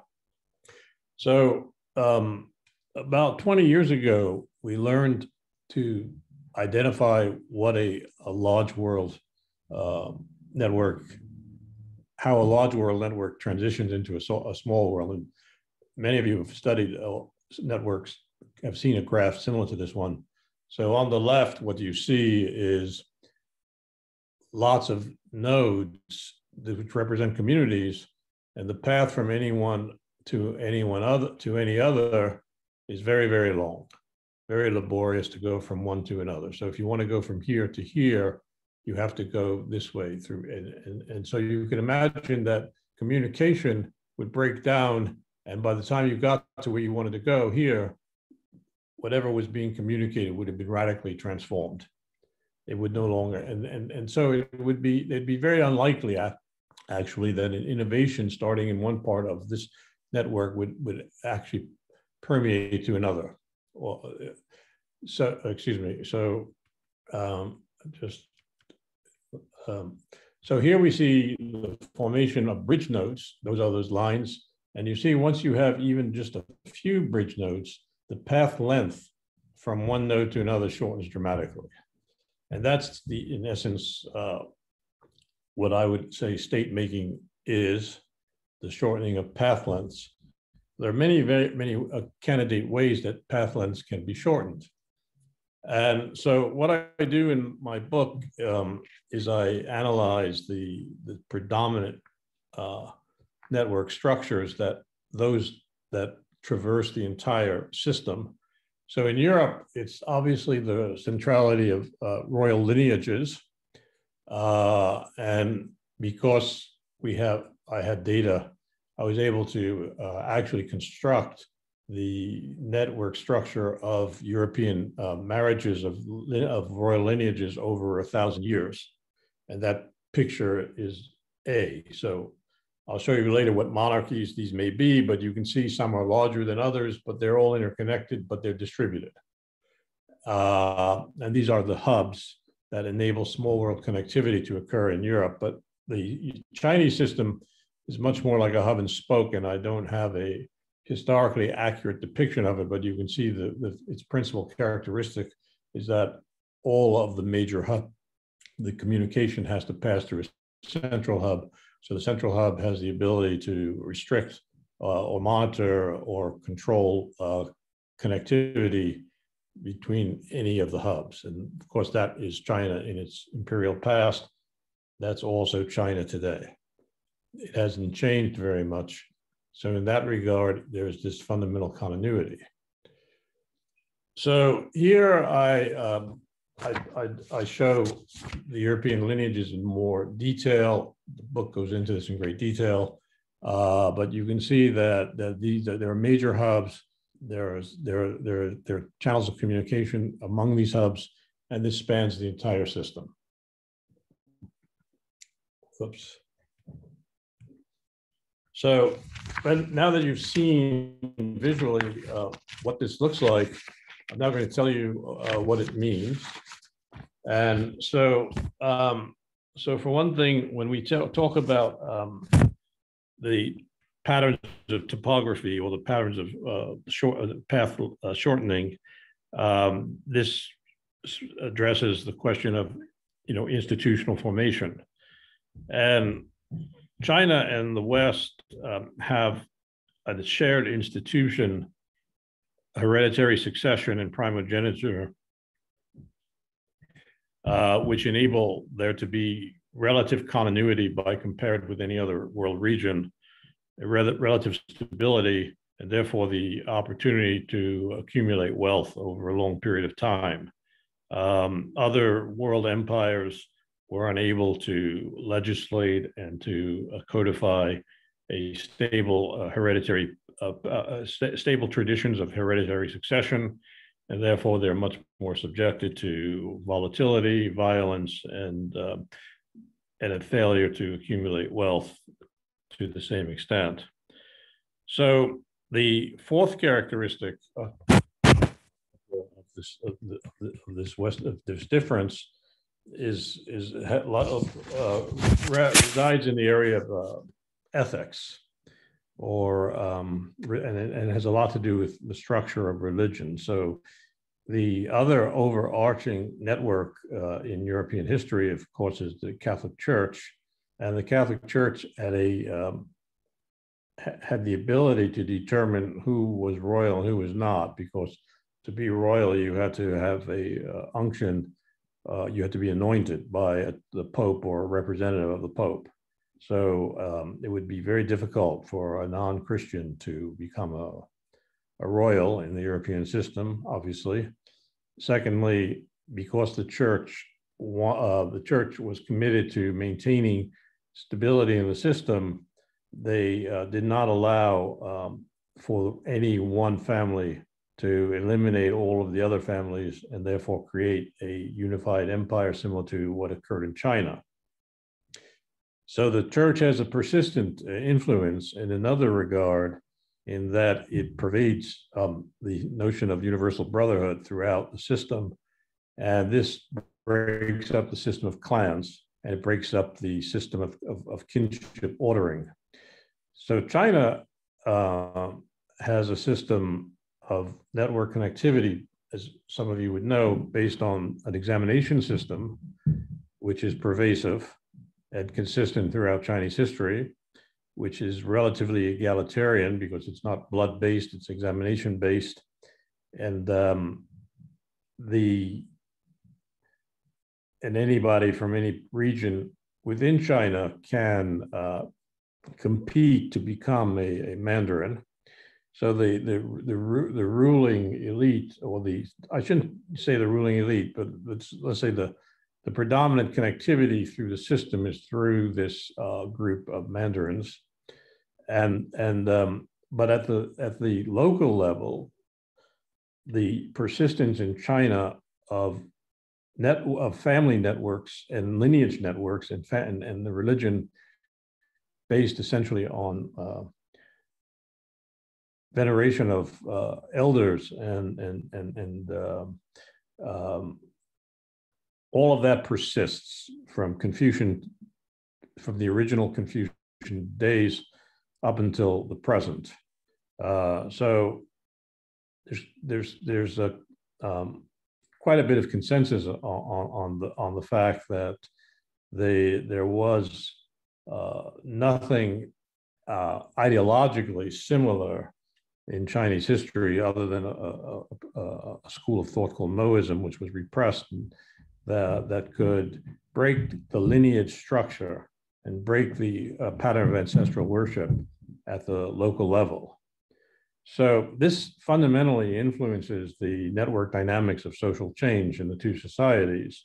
Also, institutionally, although China has the resources to have a projection of imperial power through this system of examinations, it doesn't penetrate down to the village level. So at the village level, local level, the connectivity relies on lineage system and on a system of elders being the lineage leaders, and the bureaucrats, they have to basically negotiate with the village leaders to get anything done at the local level. So this means that guanxi, this relationship-based trade system, which is prevalent and famous, takes over, which means, of course, that to get things done at the local level, there's a system that we would consider today, by Western standards, a system of bribery, of under the table, basically activities to enlist the support of the ethnic, or I should say the lineage leaders at the local level, to implement or carry out the instructions from a central administration. So from these patterns, we can make certain inferences about innovation and regime longevity. So the European pattern is not of connectivity, has another attribute, which is that it's known in network theory as scale-free. It's very difficult to destroy a system like this. So if you were to, let's say, eliminate a very large node, like here is a major royal family, well, let's say you take the Bourbon monarchy or the Hohenzollern, which many of you would know. Unfortunately, some of the English families, like the Tudors, are very marginal for most of European history. They become more central in the 19th century. If you would knock out any one of these, the network connectivity would simply reroute. So you would have to destroy all of the major hubs, and there are about 28 of them, to actually dismantle the system, to destroy the system. So there's enormous continuity and robustness. It also means that if you look at the Tudors down here, they're very marginal, but they also are extraordinarily influential because they are marginal. They survive. Ideas and practices that are affiliated with the Tudors become more central in European history. As you see, the Stuarts are more central than the Tudors are. And over time, they become more central. So you can see that there's a lot of change, but change within a common framework. So the system of monarchies, of royal lineages, remains intact despite cycles of change that could be the Chinese system. By comparison, I only have this very elementary description of it, but the main point here is if you eliminate the central node, if it should be eliminated, the system disintegrates, and the connectivity between the provincial or peripheral nodes disintegrates as well, and then it has to be reconstructed. So what this really means in real time is that whenever there's dynastic change, or Chinese history is characterized by dynastic cycles, of which there are 13 major transitions during the last 2,000 years. During the transition period, there's an enormous amount of disintegration, unrest, uncertainty, and usually demographic decline, economic decline. So although there are long periods of stability, when the periods of decline are so consequential that they prevent China from accumulating its wealth over a sustained period, whereas in the European system, when you have the periods of dynastic decline or even the elimination or warfare between different clans, it's basically regional. It's very rare until the 20th century that there would be a Europe-wide conflict. And so when one part of Europe is not doing well, another part might be doing much better. Whereas in China, that's almost never the case. When there's a decline of the center, the whole thing disintegrates, and the consequences are felt by all of the peripheral units within the system. So let me, yes. Sorry to interrupt you. You have about 2 minutes. Okay. Thank you. So let me just say that all of this translates into a way to understand the role of trust in social connectivity. So the types of, we go back to the original set of questions, the types of institutions in Europe that create trust were never built in China. And so in order for China to achieve the kind of economic scale, it cannot rely on private markets, and it cannot rely on private enterprise, because the institutional infrastructure for that was never constructed. It simply doesn't exist. And so many of the features, for example, of Western commercial law that are needed for private sector development would never have emerged, never existed in China, and have only recently been created, and they have to be morphed or woven into a cultural tapestry in which they are quite foreign, and in which general population doesn't really understand. So to go back to the question that I asked in the beginning, which I think is China a state or a nation, or is it a civilization? The answer here is that China has a state system that disintegrates from time to time, but the continuity of Chinese culture persists largely because of the local level guanxi-like structures. The lineage structures stay intact. And so the longevity of China's culture is very much related to the lineage system. And because it is so persistent and it was never destroyed, when the state recedes, the population can depend on its lineage ordering to survive. And this enables Chinese culture to survive and for new states and regimes to be assimilated into that culture. So that's that's my summary of the book. Happy to entertain questions, and a lot of the explanatory detail for all of this resides in the book. Well, thank you very much. Great, thank you very much, and sorry for having to rush several of our panelists. It's always a balance between hearing the interesting things you have to say and the evidence base that you use, but also trying to limit it so that we get some chance for the audience to ask some questions. And also, I always abuse the privilege of chairing these things by asking a few questions myself. But we have, as I see in the Q&A, Matsino Gold, one of our MA students, who's asked a question. And I guess it sort of relates a little bit more to kind of political economy than perhaps the 3/4 of the panel may be expert in, but I'm sure you've got opinions on this question. And it's really to do with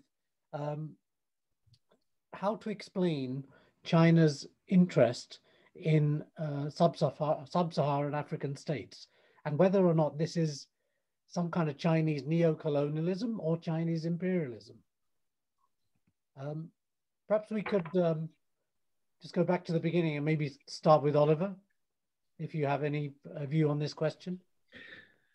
It's good that we haven't got much time because I have very little to say on that. It's not really something that I cover too much, so I can't really speak to the sort of empirics of it, you know, China's sort of behaviors on the ground in Africa. That's not really my area, but I suppose just quickly, I think it's, you know, I feel like China's been, my understanding is that China's been involved in Africa for a long time, and I think we've only just started paying attention to it, probably because China's overtaken the US and others as trading partners in Africa, and you know, its importance has kind of grown recently, and that's when we've really just started to take notice. And I think that sort of aligns with some of the ideas about threatening China that I was talking about. We've suddenly kind of started paying attention, and we have headlines and discourses about China. I've seen over the years, you know, headlines like, what does China really want from Africa? What's China doing in Africa? And I think we're kind of looking for this kind of sinister undertone somehow. It's our first thought often in the West. What's China doing? What, you know, how is it trying to kind of overtake the rest of us? And it may be doing some things that it shouldn't do in Africa. As I say, I'm not really an expert on that, but I think that the language in the discourse is often around this kind of neo-colonialism. We jump to that quite quickly, but of course, to have an understanding of neo-colonialism, you have to understand colonialism in Africa, and that was primarily perpetrated by the West. So I wonder if we're kind of judging China by, you know, our own poor history in Africa. I wonder if it's kind of a reflection of us, again, as much as China. That's probably all I can really say on that. So I'm happy to address this. I just did a 1.5 hour television show on PBS on this subject. And so the way to think about this, investing for a long term, willing to take risks that Western countries and companies are unable to take because they wouldn't be. So what does China have to offer? Well, what does Africa have to offer China, and vice versa? Africa has resources China needs these resources to continue to be the world, which they're, now basically they have the infrastructure to do that, but they need these resources. And what Africa needs is infrastructure to get the resources to China. And if the West was to attempt to do this, they would simply be middlemen, because they don't have the manufacturing capabilities anymore. They don't need these resources. So if they were to extract resources from China, they would have to just simply, from Africa, they'd have to sell them back to the Chinese. So the Chinese have eliminated the middleman here.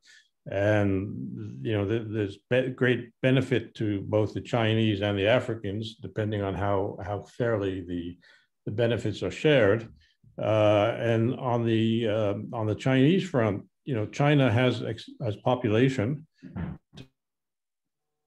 Actual building of it is done by Chinese, not African workers. It would be inconceivable to imagine a Western company being able to undertake a project in Africa and actually send a population over there to build it or to manage it. I mean, for example, in Kenya, they just built a railroad from Ethiopia to Kenya. The Ethiopians asked the Chinese to run the railroad. That means Chinese living there. Then we may see increasingly large populations of Chinese living in Africa. The probable numbers right now are hard to estimate, but they could be close to 2 to 3 million.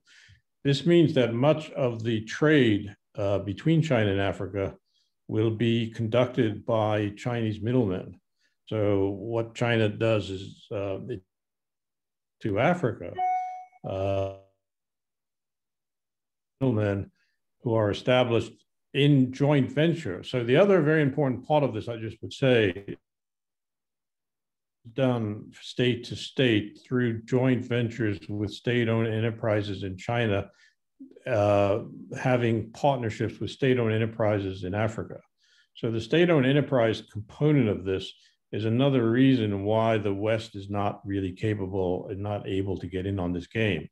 So, my view is the West is not going to be part of it in any meaningful. Has really been promoting in Africa is private sector development, for which there's very little aptitude. Thank you, Hilton. I just wonder if we can move a little bit towards the kind of core interests of Kori, Sarah, and Oliver, perhaps. Each of you discusses in one way or another the kind of construction of China and of the Chinese threat, or China as a particular kind of people, and so on. And I just wonder, what is at the root of the portrayal or the understanding or the seeing of China as an opportunity or as a threat or as sexualized or racialized? What is the point and the purpose of that? So, for example, Kori, from the kind of community of China watchers, China old hands, and so on, that you have observed and studied and critiqued, what is the purpose of that particular community in seeing China in particular kinds of ways? Is it just a service of state power? Is that what it is about?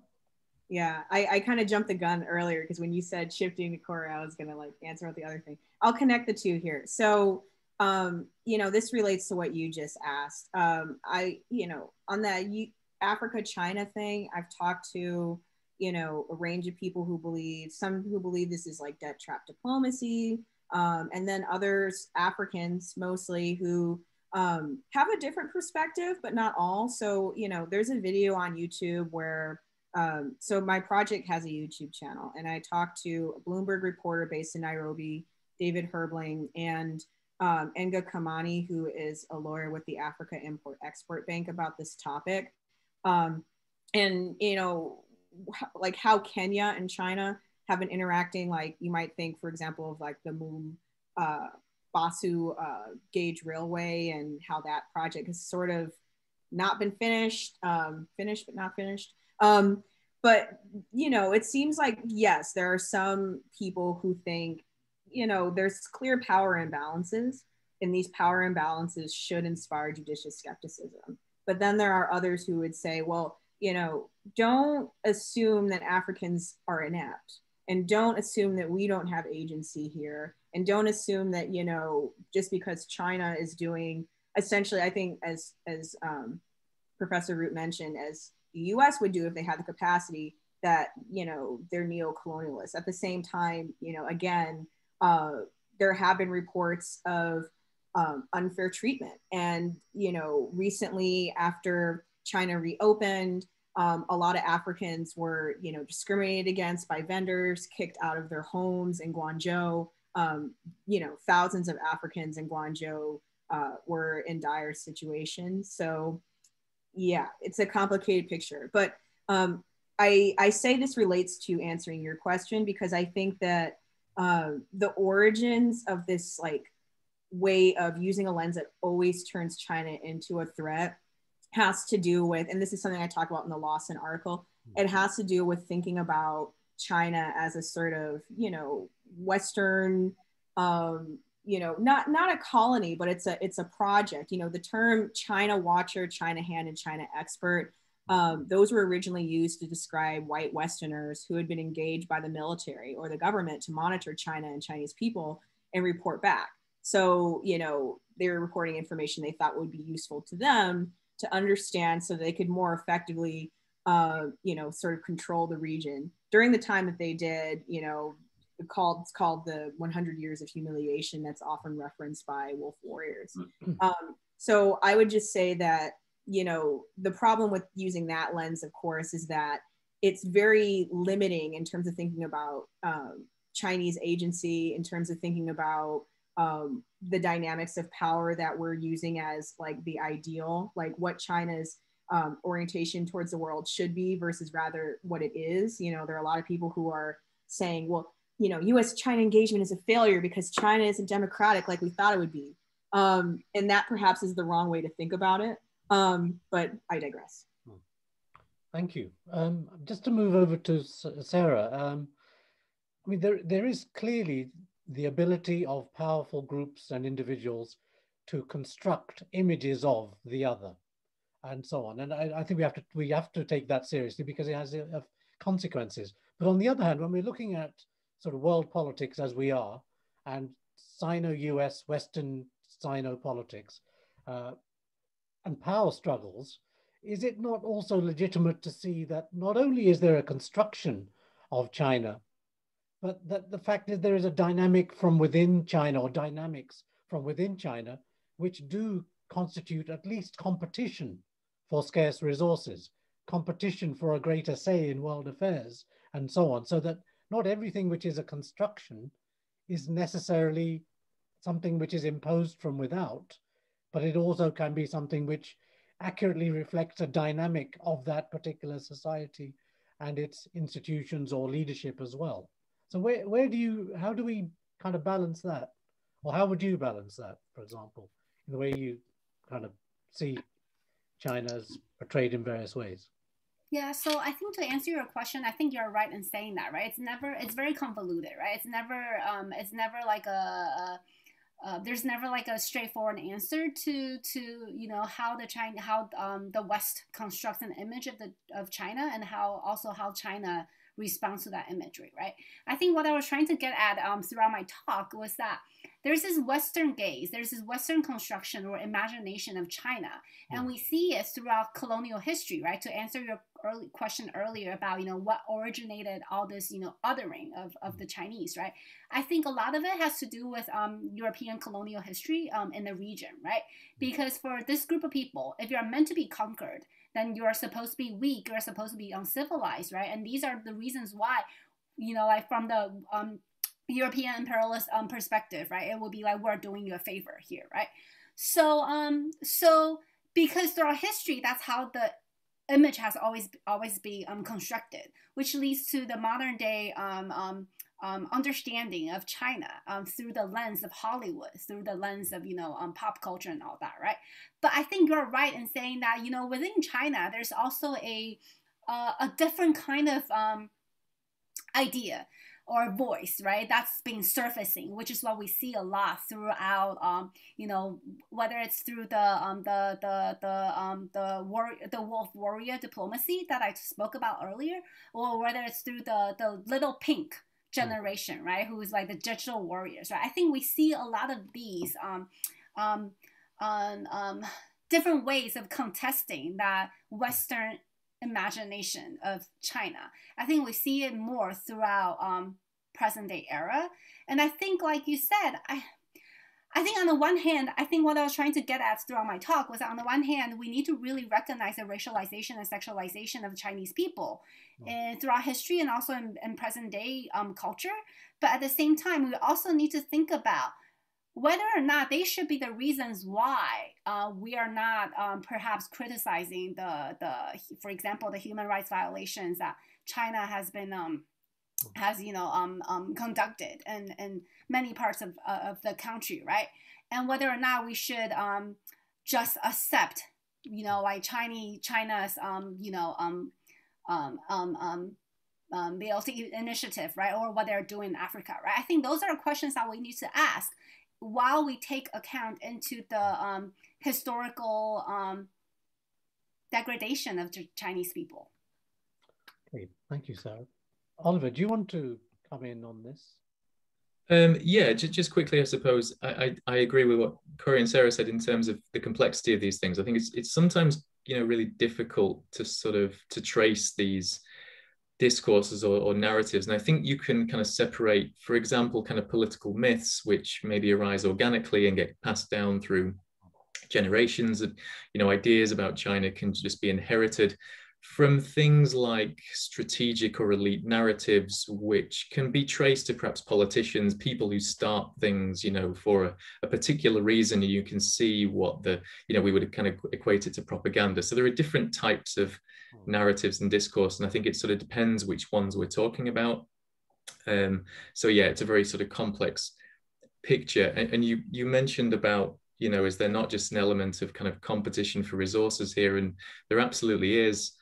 And, you know, I think an interesting thing to bear in mind, if we think about the US and China in particular, for example, you know, formal US-China relations in terms of diplomatic relations began at around the time of the Opium Wars, when China was when it was weakened and deemed to be weak. That was just about the time when the US properly started engaging with China. So from then on, for the vast majority of that relationship, the US has been the more powerful partner and understood itself as the better, sort of superior partner. And it's only in the last kind of 20 years when the US, you know, has had to face up to the reality that it's not anymore, or at least it's really being challenged in that regard.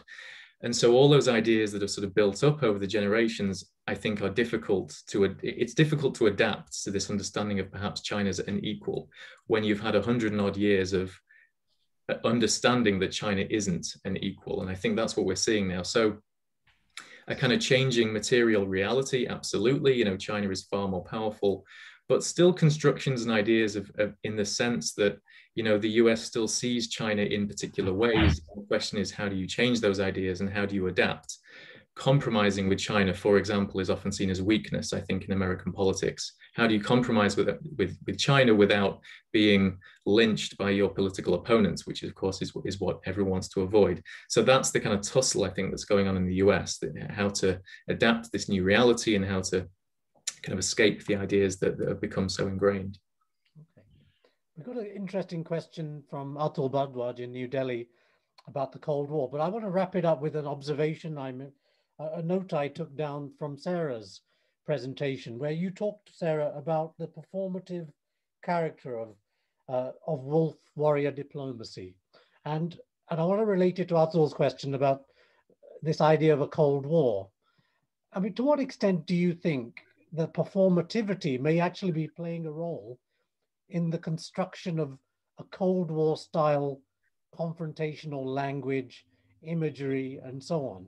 That in fact, this is maybe playing much more to domestic audiences about the threat of the other than it may actually be a real politics, if you like, given that China and the United States and the West are financially, economically, commercially so powerfully interdependent, and that the US is so heavily responsible for the character of Chinese, sort of the socialism with Chinese characteristics from the late 70s through to the present. I just wondered if you might want to address that. Sure. So I'm not really sure if you can separate the two, right? But I do think that this performance is perhaps oftentimes elaborated by the CCP, right? So for example, we know that the CCP, in terms of their diplomatic relations, right, they've been a lot firmer, right? Let's look at their relations with Australia, right? When the Australia closed its border on Chinese students, right? China was like, well, we're not going to send Chinese students overseas to Australia anymore, right? So that's a decision that they made, which in a way is very aggressive. But at the same time, I think the advertisement or the promotion of such an event perhaps is more performative to the domestic audience rather than the international community. Because if you think about the way that incidents like these or decisions like these are reported in the Chinese media, they definitely garner a lot more voice and a lot more, support, a lot more noise, I guess, within domestic China than it does in the international community. So I think, in a way, it's really Xi's tactic to signal to the Chinese people that, this is his policy, this is what he's going to do, and he's a very powerful leader, and he's going to carry China throughout that. But whether or not that tactic really works with the international community, I do think it actually has a backlash effect, because we do already see a lot of backlash from the international community about such wolf warrior diplomacy, right? So I think whether or not it's effective in terms of really reaching prosperous international relations with the rest of the world, I think that's questionable. But in terms of garner support from the Chinese domestic audience, I think perhaps it is effective. Okay, thank you so much. We've gone way over the time that we had allotted to this. Our audience has been fairly patient in sticking around on a Friday as well. I've got a load of questions about critical race theory and the 1619 project, which I've studied in some depth actually. And I just wonder if I might indulge myself a little, Kori, and ask you, is critical race theory not fundamentally driven by the idea that if you like to sort of adapt Marx's quote from the beginning of the Communist Manifesto, that the history of all hitherto existing societies is the history of racial struggles, whereas even in the United States, where you can make a very powerful argument for racially driven development, politics, and so on, that actually class plays a very powerful role as well, that there is other forms of oppression other than racial, which are also powerful, significant, and important, and that the 1619 project, which was done by the New York Times, involved hardly a single professional historian in the United States and of the United States. And that was one of the biggest critical problems with that. And the Pulitzer Prize and all that kind of thing were challenged a bit later on, and the New York Times did actually have to withdraw some of its claims about that project.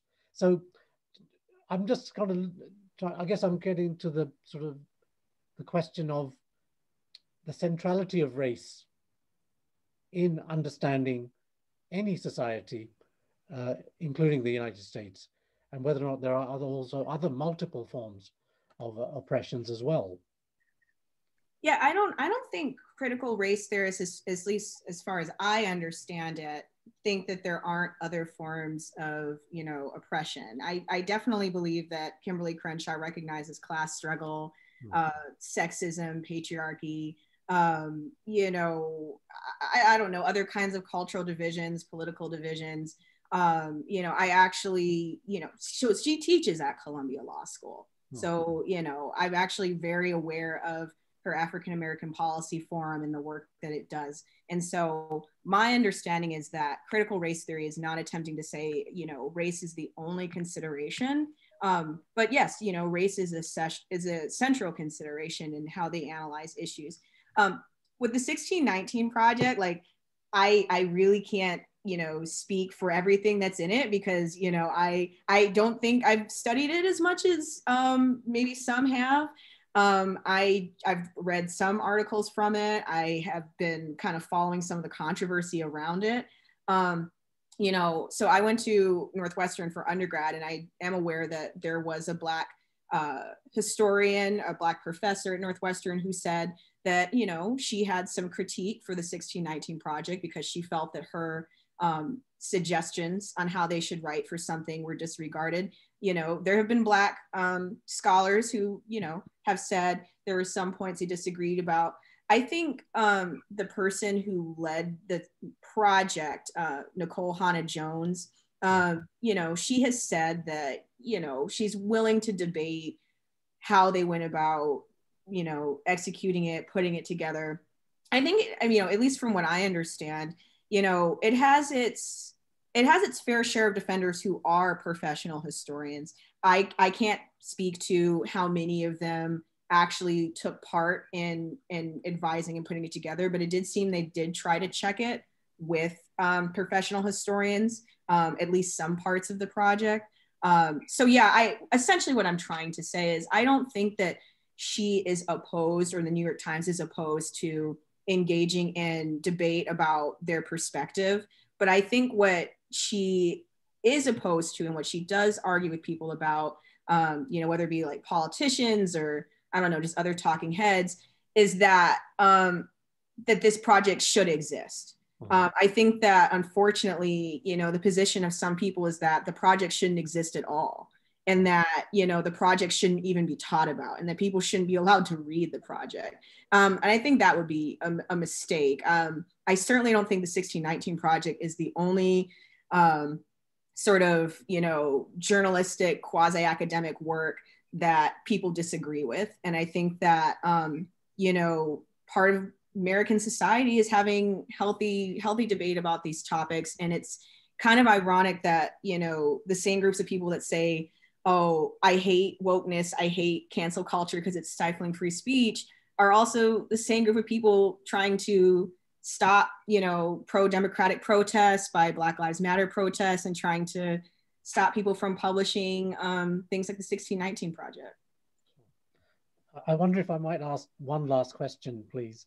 And that is about, somebody raised it, I can't remember now who, but talked about the sort of different ethnic groups in China, particularly the Han dominant group.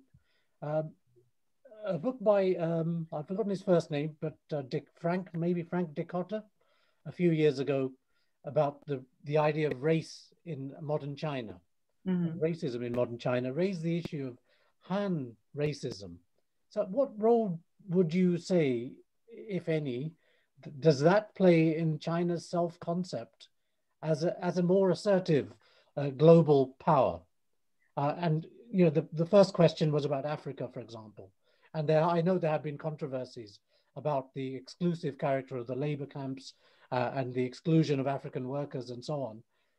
Do you think this kind of concept of race as a driver, say of American power, could be applied also to China at some level? Yeah, absolutely. And man, like I wish like I had all the time in the world, but I'll just say this, you know, I definitely think that even though critical race theory came out of, you know, sort of American legal academy, I do think it can be applied elsewhere. And so in the Lawson article that I mentioned, you know, I talk about how the CCP is pushing of the narrative of, you know, 100 years of humiliation lives on in the minds of Chinese as an explanation and justification for many of the decisions made today, is happening in tandem with the enforcement regulations that prohibit depictions of China as an active colonizing power in the media, either historically or speculatively. And I think in connection with something that everyone's touched upon, it's also unsurprising that Chinese media regulation has cracked down on depictions of LGBTQ people, because the CCP has taken the stance that they believe that is, you know, I don't know. They have certain prejudicial ideas about what message that sends to people domestically and abroad. And so that too is, it still happens, of course, but there are rules about how you can depict it, and sometimes not at all. I think this is just a way in which you could say the government engages in sort of like an orientalization of the self to avoid debates about why it won't let Taiwan be independent, or why it suppresses ethnic minorities in the mainland. That is to say, I think the CCP is aware of Western stereotypes, such as the notion that, Chinese people are rigid, cyclical thinkers, or the notion that they're physically weak. And sometimes they play these stereotypes to their advantage, which is why I mentioned in my presentation, there are disingenuous uses of critical race theory inspired language. And I think, unfortunately, sometimes, people sort of accept their language without really examining, what you mentioned, which is how is Han chauvinism sort of propelling these regulations, the way in which they talk about one China. It's like, you can't really have it both ways. Either you're a country that celebrates having all of these ethnic minorities, or you're one China. It seems like, and this is something that the Chloe Zhao controversy recently has highlighted, it seems like if you toe the party line, you get to be claimed as Chinese by the CCP. And if you don't, if you criticize China, then suddenly, your name is being scrubbed from the internet and no one's allowed to celebrate you as a Chinese person anymore. And so, yes, this is all to say, I think, what props all this up, again, regulation, Chinese law, Chinese institutions, it's inherently, ethnically discriminatory. I would say it can be racist, especially towards people who are Black in the country recently. And critical race theory, I think, allows us to, be more precise about, what's going on in these situations, what's driving these situations. I think, unfortunately, I just haven't seen people really talk about the way the CCP uses this language as separate from the more genuine, way in which progressive movements, like you could say in Hong Kong and also in the US and elsewhere, have been using CRT inspired language. Just one final question to indulge myself. Hilton, given your historical analysis of the kind of longevities, continuities and differences between the Western or European societies, markets and states and China's, what would you conclude about going forward the relations between China and the West are likely to look like, given these distinctive characteristics? Do you kind of support some sort of version of the Thucydides trap, that these are societies which are so different, they're bound to compete and to conflict with one another? Or is there some sort of coexistence and interdependence which is possible going forward? Well, thank you for the question. I think that that's the issue, whether interdependence will prevail or the differences. I mean, societies that are fundamentally different don't necessarily have to conflict with each other. In the case of the US and China, I think the primary issue is the question of how one derives a national identity. In the US, it can be a voluntary and political choice. In China, national identity is derived from blood, from lineage. So anybody who is of a Chinese lineage, whether they live in China or they live in Taiwan or Singapore or elsewhere, are still under the auspices of the leader of the Chinese civilization, and that's the Communist Party today, just as it was once the imperial dynasty. And so these notions of social order being lineage determined or determined by political and, let's say, values of rationality is a fundamental cleavage between these two societies. I don't think they're ever going to see eye to eye on this, but I think it's very possible for societies that are so divergent from each other to live in a relatively constructive way, so long as they understand that certain differences are never going to be eliminated. So I think, you know, my longer policy perspective is that we have to play the long game. And the US under the Trump administration really was after regime change and was convinced that they could develop an internal insurgency within China against Xi Jinping, which I think is probably a failed idea and has only helped him to further consolidate his power and further stir up Chinese nationalism in defense of his increasingly controlling over power. But that's not a formula for longevity in China. And so, you know, there are fractures increasingly within the party with regard to Xi Jinping's, you know, growing authoritarian control of it. So I think that it's a question of playing the long game, and both countries stopped playing the long game because of the personalities who were in charge. And whether we get back to the long game and really focus on differences and continue to have constructive conversations like the ones that you're holding at your university, I think that's the key. So I don't know if I've answered your question, but I'm not as, I actually think we're going to continue to have engagement, predominantly will predominate over conflict, but it has to be enlightened by mutual understanding, which we currently really don't have very much of. Thank you very much. I was listening to Fareed Zakaria recently analyzing Sino-US relations and looking at the way in which China has changed so radically from the 1950s, 60s, and 70s, from being such a major kind of thorn in the side of the United States, that its role in Africa and Asia and elsewhere was very, very different in terms of national liberation struggles, struggles against colonialism and its support and so on.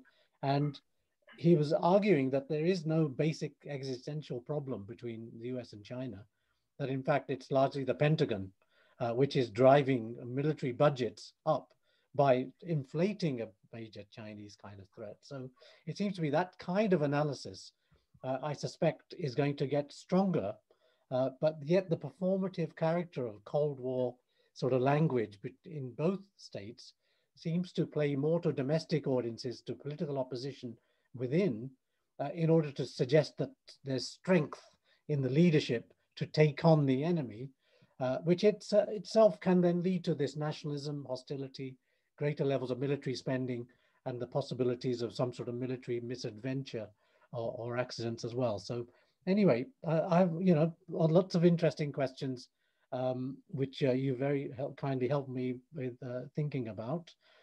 Sarah, you were the most quiet during the Q&A. I just want to perhaps leave you with the last word, perhaps. Do you want to say anything in relation to any of the questions that we've been talking about? No, I think everyone here has, you know, summed it up really well. So yeah. All right. Well, thank you so much to everyone, to Oliver, to Hilton, to Kori, and to Sarah as well. Really illuminating conversation. I think it's the kind of something which has raised so many big questions of a variety of types that the conversation ought really to continue in a more longer format as well. So maybe we can think about maybe extending this conversation in a variety of ways. And I really liked, Hilton, your kind of historical network analysis. I guess one question which I just didn't get a chance to ask was, can you really compare China, which is, if you like, one big system, nation or civilization, or maybe, yeah, the nation or state, with Europe, which is a whole series of relatively small principalities and states and so on. And therefore, it's got very large numbers of nodes, but with these overarching royal family lineages, so that are the two entities really comparable? Are you comparing like with like? I don't want you to answer that. It was just something I wanted to get out before I go and get my cold beer from the fridge Friday evening. Well, again, send me your address and I'll send you a copy of my book. I hope that that will help answer the question for you. Or it will. Thank you. That's very kind and very generous as well. But I want to thank you all. Thank you to the audience. Thank you to Juvaria who does wonderful work in organizing these webinars and so on as well. And of course, Tanya, who makes it all technically happen every Friday. Thank you so much, everyone. Have a lovely weekend. Stay safe, stay well, and maybe join us next week when we talk about the global power elite and its impacts on world politics as well. So thank you very much, and see you again soon. Thank you. Thank you. Bye. Thank you.